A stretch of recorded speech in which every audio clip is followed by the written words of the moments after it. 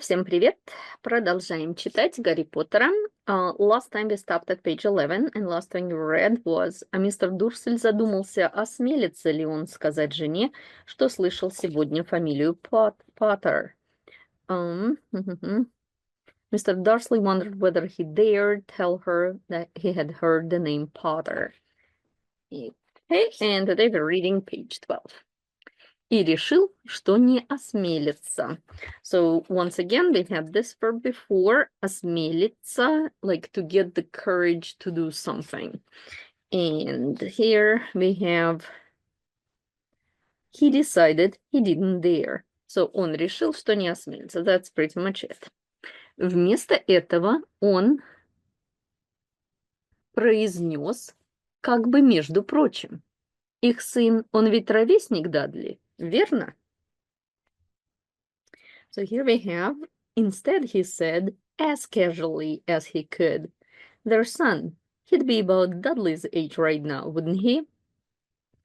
Okay, yeah, that's a pretty good translation. So let's take a look what we have here.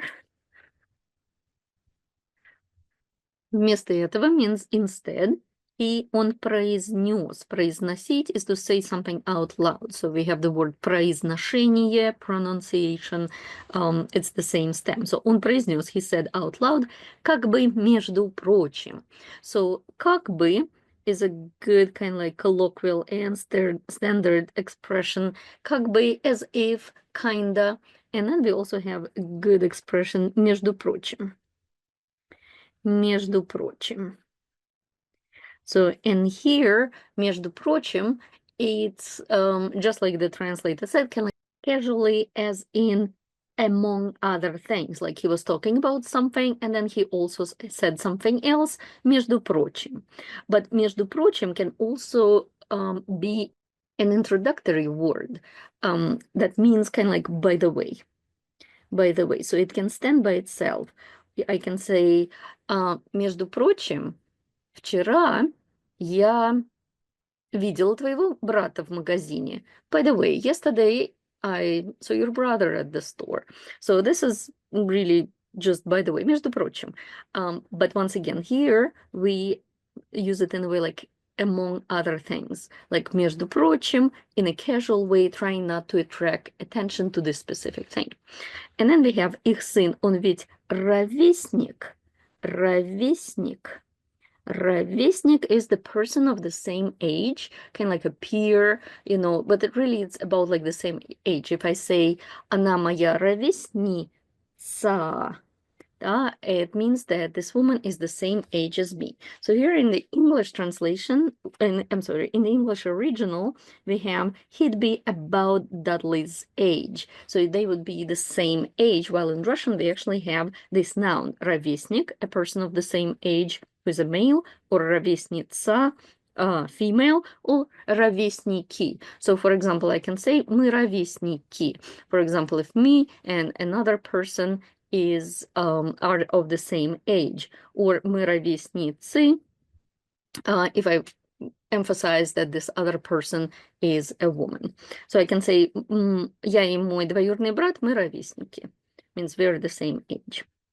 Okay, верно, верно means like we use it when we're like saying something, is that correct? Верно, правда, да.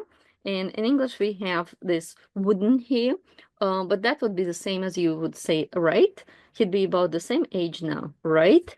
And that верно is basically that right, as kind of like an addendum to the question.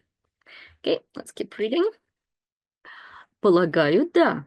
Голос миссис Дурсель был холоден, как лед. Был холоден, как лед. I suppose so, said Mrs. Dursley stiffly. So here in the original we have stiffly, and here we have it was cold as ice, which I think kind of like gives us the same idea. And then полагаю, that literally means to suppose. So that's exactly what we have here, I suppose so. Полагаю, да. And then he says, не напомнишь мне, как его зовут? Гарольд, кажется.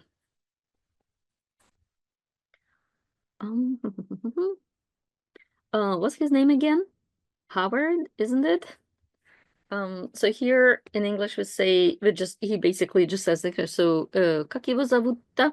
So literally if I were translating what's his name again, I would say как его зовут-то? Как его зовут-то? Зовут hyphen to. And this to is kind of like this particle that's tricky to explain in English, but it kind of adds a little bit of a colloquial flair, like casual way of speaking, at the same time emphasizing something. So in this case, what's his name? So what is his name? Как его зовут-то? Как его зовут-то? But here we have не напомнишь мне, как его зовут. So we have напомнить. Напомнить, and it's a perfective verb, is to remind somebody of something or somebody, to remind. So that can be used as like if you're reminding somebody about something that's going on, or if something reminds you of some kind of a memory in the past. So it's used the same way. Or there is also the imperfective, and that's напоминать. Напоминать. And it's also used in the same way. So, for example, when we say напомнить as a command, we often say напомни мне, пожалуйста. Напомни мне, пожалуйста, о встрече завтра. О встрече. That please remind me about that meeting so I don't forget. So напомни, give me a reminder. And I also like the не напоминай. Не напоминай. Не напоминай. And that's more like, don't mention it. I don't want to be like remembering those things that you're trying to talk to me about. Например, не напоминай мне о моем бывшем. Don't even remind me about my ex. Like, I don't want to be talking about it. I don't want to be thinking about it. Okay, and interestingly, in Russian we have Garold, while in English we had Howard. And then here we have Howard, isn't it? So here we could definitely just say верно, Говард, верно. Well, кажется, it's kind of like, it seems to me, it's how I'm remembering it, but I'm not sure. Yeah. So in English, you don't say it seems to me that often, but in Russian, we use кажется a lot in a sense of like just I think. So I think it's Garald or Harold. That's basically what we have here. Okay. Читаем дальше. Гарри, на мой взгляд, мерзкое простонародное имя. Ух, какая она. Harry, nasty common name, if you ask me. So here we have, на мой взгляд, and in English we have, if you ask me.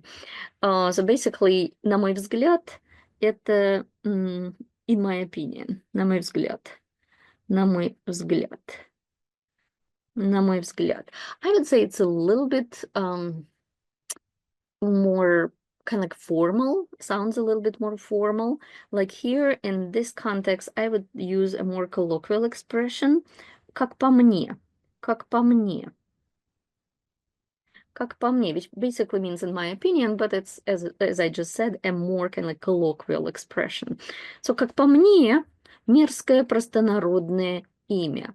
So мерзкое means nasty, простонародное, that's basically common in a sense, kind of like lower class common. So простонародье, it's like peasants in the past. So простой народ, simple folks. While common, I would say, I guess it can have the same meaning, but common, I would say just like lots of people have it. While простонародный is a little bit more critical, I would say, kind of like a name of a commoner. And also just, of course, you know it since you were at the level to be able to read Harry Potter in Russian, but имя ends in mya, and that's the small number of words that end in mya that are neutral. Имя, время, племя, and a couple more. So that's the neutral endings. Okay, let's keep reading. О, конечно, мистер Дурсель ощутил, как ёкнуло сердце. Я с тобой полностью согласен. Oh, yes, said Mr. Dursley, his heart sinking horribly. Yes, I quite agree. Okay. So, oh, конечно. So here we have, oh, yes. Yeah. Oh, да. Конечно. I would say in Russian we don't really start that many phrases in real life with "о". I would say here I would say for this, what did he say? Oh, yes. I would just say ну да, kind of like agreeing, but not necessarily agreeing in full, kind of like, oh, okay, yeah, ну да. Mr. Dursley ощутил, he felt, and in English we have just like he said, his heart sinking horribly. And here we have ёкнуло сердце. I think it's a pretty good translation, but I would say ёкнуть is more like to skip a bit. To skip a bit. And I would say it's his heart sinking. Basically, he's getting upset and this horror kind of like of the whole situation overcoming him. But in ёкнуло is something when something happens that we that we didn't expect. И его сердце ёкнуло, and his heart skipped a bit. Ну, не знаю, for instance, when he saw her after that many years, его сердце аж ёкнуло. Like his heart skipped a bit. It's a very colloquial expression. Like it's hard for me to come up with even examples for that. But I just want to point out that it's just a little bit different. So his heart, what did he say? Sinking. It's kind of like, to me, it's like a gradual process. While ёкнуло, it's something like, okay. Ага, я с тобой полностью согласен. Yes, I quite agree. Полностью is I definitely agree with you. Okay, it's not that big of a deal. Okay. Больше мистер Дурсель не возвращался к этой теме. Никогда они допивали чай, никогда встали и пошли наверх в спальню. He didn't say another word on the subject as they went upstairs to bed. Okay, so that's a pretty good way of saying that he didn't bring up the subject anymore. Не возвращался к этой теме, which literally means he didn't come back to this topic. And then we have this не, and I know sometimes it's a tricky little word to know. Let me very quickly put it here. Никогда они сделали что-то одно, ни потом, когда они что-то сделали другое. And that's basically neither nor. So it's not exactly negation. Like it's not a direct negation, but just like neither nor work in English, this ni works in Russian too. So this никогда, it's not the same as никогда, which means never. It's neither when they did this nor when they did something else. And the translator in Russian added когда они допивали чай, while not when they were finishing drinking the tea or finishing their tea, nor when they got up and went upstairs to the bedroom. And in English, it's much shorter again, and it just basically said, as they went upstairs to bed. Okay, so creative translation. Но как только миссис Дурсель ушла в ванную, мистер Дурсель открыл окно и выглянул в сад. So, while Mr. Dursley was in the bathroom, Mr. Dursley crept to the bedroom window and peered down the front garden. Okay, so just one little kind of like difference. So here we have ушла, открыл, выглянул, and these are all three verbs in the perfective aspect. In the perfective aspect, so ушла, she went, открыл, he opened, выглянул, he looked outside into the garden. But in English we have while she was in the bathroom. So I would say пока миссис Дарсли была в ванной, мистер Дарсли. So here we have crept, and in Russian we have он просто открыл. So here we don't have like he crept to the bedroom window, but to kind of like this motion is подкрасться, или он осторожно подошел. But the direct meaning, oh, not pro, sorry, подкрасться. And that's kind of like to creep up to something by like, being sneaky, подкрасться. But here I would say он осторожно подошел к окну спальни, and so here, он выглянул в сад. Кошка все еще сидела на заборе и смотрела на улицу, словно кого-то ждала. The cat was still there. It was staring down private drive. I don't know how to correctly read it, as though it were waiting for something.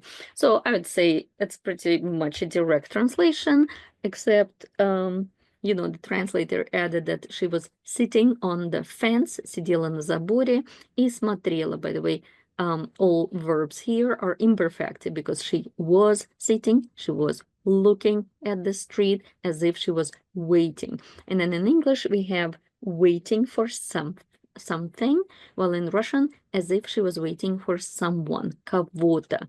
So waiting for something would be словно чего-то ждала. Okay. Мистер Дурсель спросил себя, не привиделось ли ему все то, с чем он столкнулся сегодня.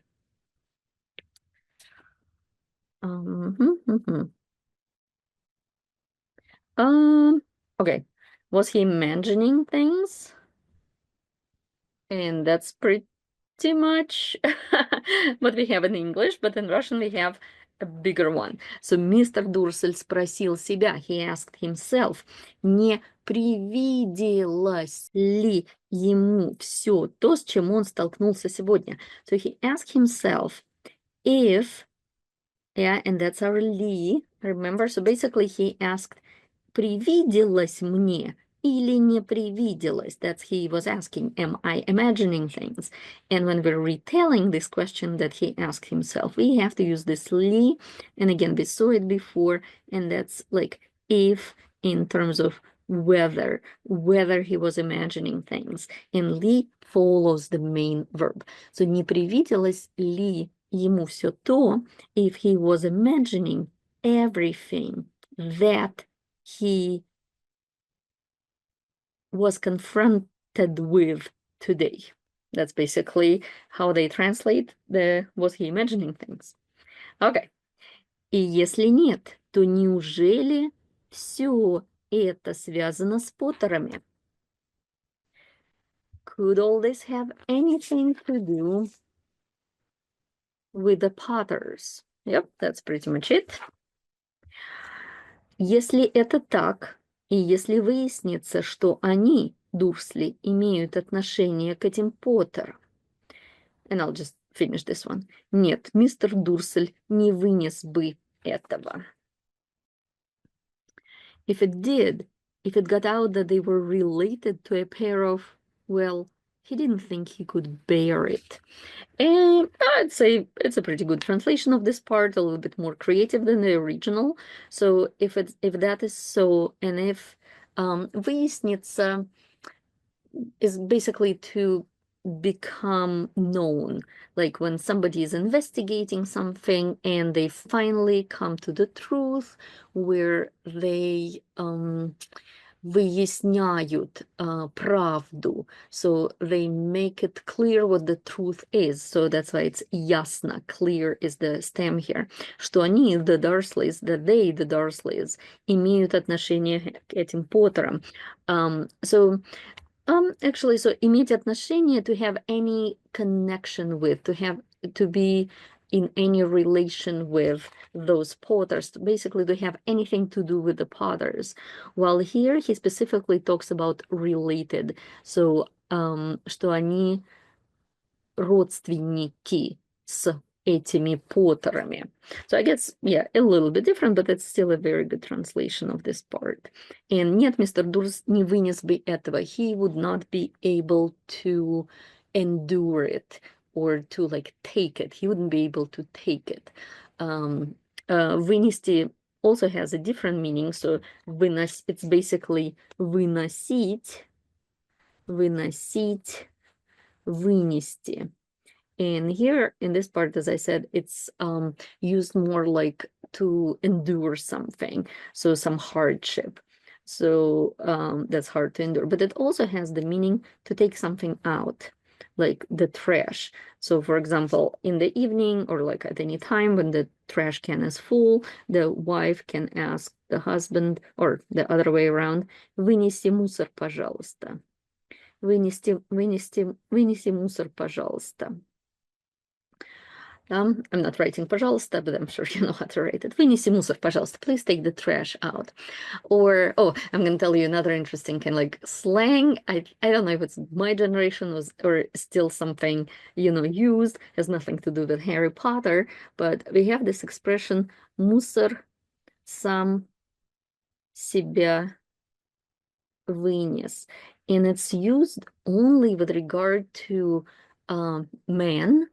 For instance, like if one woman is complaining to her girlfriends saying this guy cheated on me and he took all my money and now he blocked me and like completely disappeared from my life, and the girlfriends would say не переживай, like don't worry, мусор сам себя вынес, the trash took himself out, basically out of your life, don't worry about it, move on, it's good that he's not in your life anymore. I don't know why I remembered it here, but there you go. Мусор сам себя вынес, like for instance, and again, if there are young people watching me, and I know some Russian speakers watching me, I don't know, do you guys still use it or not? Or maybe I'm not using it correctly anymore, so let me know. But anyways, I don't know why I remembered it. Okay. Okie dokie. So here Nivin is like he wouldn't be able to take it. It would be like too emotionally hard, too stressful. Дурсли легли в постель. Lots of short sentences here. The Dursleys got into bed. That's exactly what it was. Миссис Дурсель быстро заснула, а мистер Дурсель лежал без сна, вспоминая все, что видел и слышал в этот день. Mrs. Dursley fell asleep quickly, but Mr. Dursley lay awake, turning it all over in his mind. Yep, it's pretty much what it says. So, in terms of aspects, заснула is the perfective verb because she did fall asleep, and лежал без сна, he was lying without the sleep, literally what it means, so he couldn't fall asleep. And лежал is the imperfective verb because here we're showing the process. And then вспоминая, you remember we saw a lot of these verb forms already. And вспоминая, the verb with this ya ending, it's a gerund, while remembering or everything that happened that day, everything that he saw and heard during the day. Okay. И самая последняя мысль, посетившая его перед тем, как он уснул, была очень приятной. Даже если Поттеры на самом деле связаны со всем случившимся сегодня, им совершенно ни к чему появляться на Тисовой улице. His last comforting thought before he fell asleep was that even if the Potters were involved, there was no reason for them to come near him and Mrs. Dursley. Okay, yep, that's pretty much it. So, and the very last thought that visited him before he fell asleep, and here we have посетившая, and so посетить, посетил, посетивший, ая, ое, ие. That's the past tense active participle, the one that visited. So the thought that visited him before he fell asleep was rather nice. Or pleasant. Даже если Поттеры на самом деле means in reality, связаны, are connected со всем случившимся, are connected to everything that happened, and it again is the active past tense participle, the one that happened today, им совершенно ни к чему. Ни к чему is actually a pretty good expression. Ни к чему, it's three words, literally, not to what, and it kind of means that something is pointless, or there is no sense in doing that, or something is unnecessary. So in this case, that's pointless. Им совершенно ни к чему. It's totally pointless for them to appear at that street. Ни к чему is actually a very good expression by itself too. That kind of means don't bother. For example, I think I'm gonna go talk to him. Мне кажется, мне нужно с ним поговорить.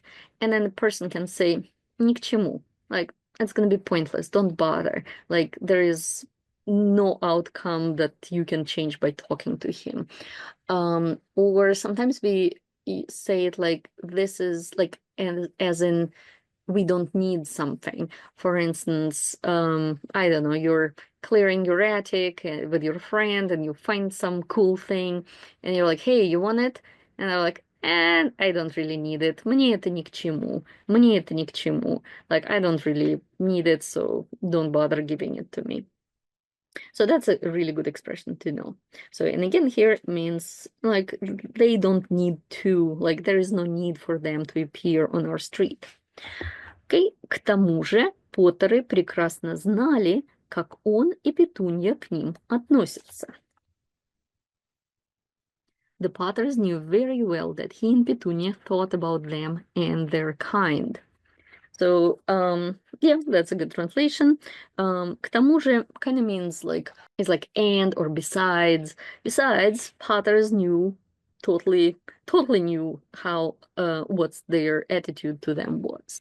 Okay, so let's stop here and let me read this whole page, from the beginning till the end. И решил, что не осмелится. Вместо этого он произнес, как бы между прочим. Их сын, он ведь ровесник Дадли, верно? Полагаю, да. Голос миссис Дурсель был холоден, как лед. Не напомнишь мне, как его зовут? Гарольд, кажется? Гарри. На мой взгляд, мерзкое простонародное имя. О, конечно. Мистер Дурсель ощутил, как ёкнуло сердце. Я с тобой полностью согласен. Больше мистер Дурсель не возвращался к этой теме. Никогда они допивали чай, никогда встали и пошли наверх в спальню. Но как только миссис Дурсель ушла в ванную, мистер Дурсель открыл окно и выглянул в сад. Кошка все еще сидела на заборе и смотрела на улицу, словно кого-то ждала. Мистер Дурсель спросил себя, не привиделось ли ему все то, с чем он столкнулся сегодня? И если нет, то неужели все это связано с Поттерами? Если это так, и если выяснится, что они, Дурсли, имеют отношение к этим Поттерам? Нет, мистер Дурсель не вынес бы этого. Дурсли легли в постель. Миссис Дурсель быстро заснула, а мистер Дурсель лежал без сна, вспоминая все, что видел и слышал в этот день. И самая последняя мысль, посетившая его перед тем, как он уснул, была очень приятной. Даже если Поттеры на самом деле связаны со всем случившимся сегодня, им совершенно ни к чему появляться на Тисовой улице. К тому же Поттеры прекрасно знали, как он и Петунья к ним относятся. Okay, next time we'll finish page 12 and read page 13. Все, спасибо за внимание.